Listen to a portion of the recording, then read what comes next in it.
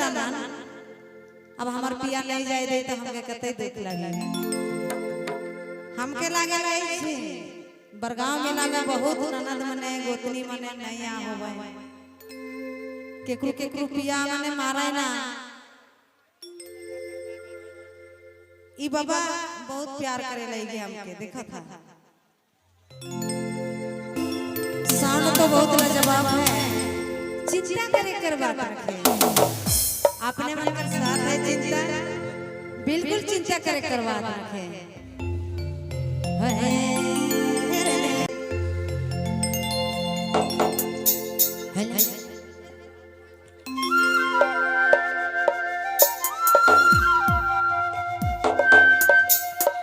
ए भाई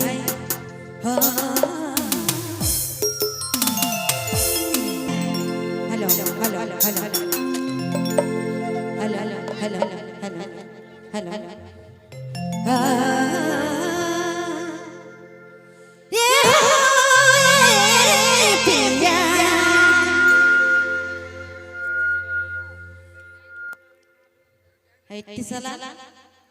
चाचे चाचे का करिसला हो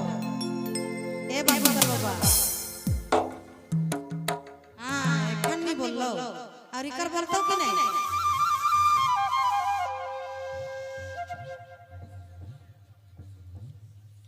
हे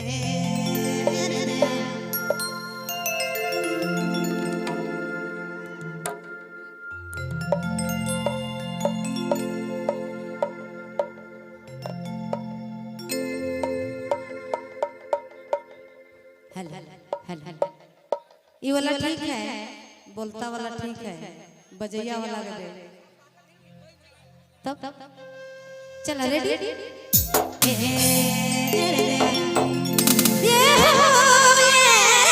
पिया नहीं रे ए भाई नहीं रे मौके जाए कि नहीं तेरी हो पिया